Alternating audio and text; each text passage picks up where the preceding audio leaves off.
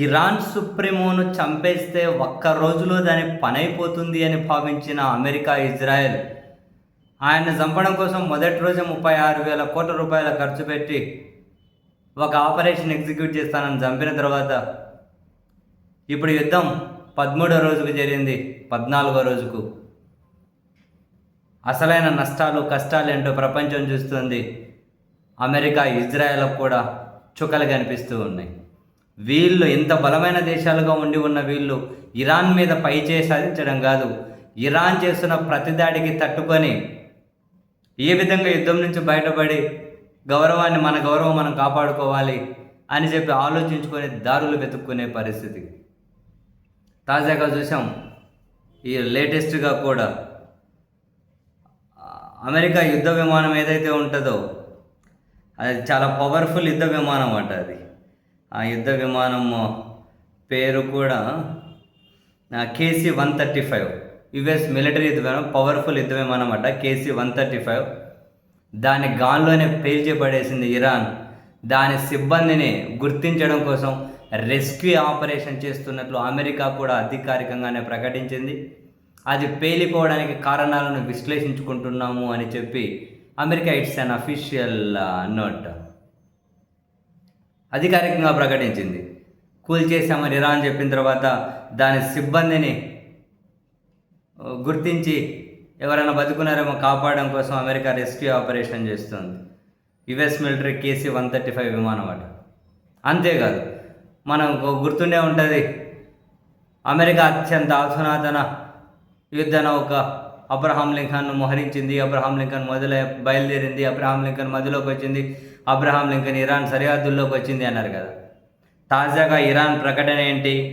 US యుద్ధ నౌక Abraham Lincoln ధ్వంసం, బాలిస్టిక్ క్షిపణి దాడిలో ధ్వంసమైనట్లు అధికారికంగా ప్రకటించిన ఇరాన్ ప్రకటనపై ఇంకా స్పందించని అమెరికా. యుద్ధ నౌకనైతే పేల్చేశారు, సరే, యుద్ధ విమానాన్ని అయితే పేల్చేశారు, దాని సిబ్బంది ఏమైనా బతుకున్నారని చెప్పి అమెరికా రెస్క్యూ ఆపరేషన్ చేసుకుంటుంది. యుఎస్ పవర్ఫుల్ మిలిటరీ విమానం అని ఇప్పుడు ఏకంగా అబ్రహాం లింకన్ను బాలిస్టిక్ క్షిపణులతో ధ్వంసం చేసేయమని చెప్పి ఇరాన్ ప్రకటించింది. అమెరికా దీని మీద ఇంకా స్పందించలేదు. ఇటువైపు ఇజ్రాయెల్లో రక్షణ పరంగా తోపులు అనుకున్న ఇజ్రాయెల్కి కూడా చివరికి వాళ్ళ దేశంలో మీడియానంతా కనుక నిషేధించి అక్కడ జరిగే నష్టాన్ని బయటకు ప్రపంచానికి తెలియని కూడా జాగ్రత్తలు తీసుకుంటుంది ఇజ్రాయెల్ ఏరోస్పేస్ ఇండస్ట్రీ ఆయా అంటారు, దాన్ని ధ్వంసం చేసేసింది. వేల కోట్ల విలువైన అమెరికా రక్షణ వ్యవస్థలను ధ్వంసం చేసేసాయి.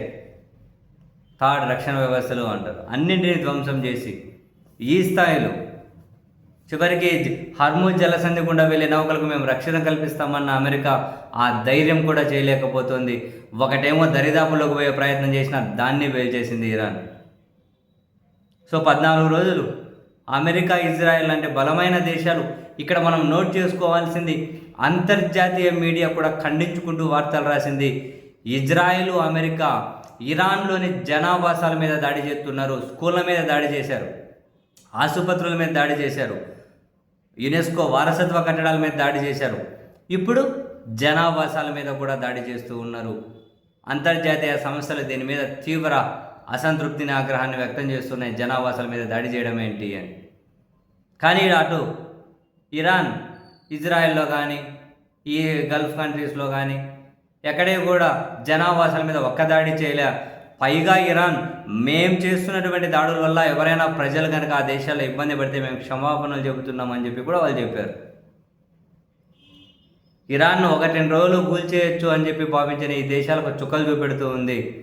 బహుశా ఇరాన్ ఎంతకాలం ఈ యుద్ధాన్ని, ఈ బలమైన శక్తులను తట్టుకొని నిలబడగలుగుతుందో తెలియదు. కానీ బట్ వెరీ ఫస్ట్ డే నుంచి, అంతకు ముందు నుంచి మనం చెబుతూనే ఉన్నాం, మనలాంటి వాళ్ళం కూడా మాట్లాడుకుంటూనే ఉన్నాం, లొంగిపోవడం అంటే చచ్చిపోవడమేనే లైన్ను ఫాలో అవుతారు ఇరాన్.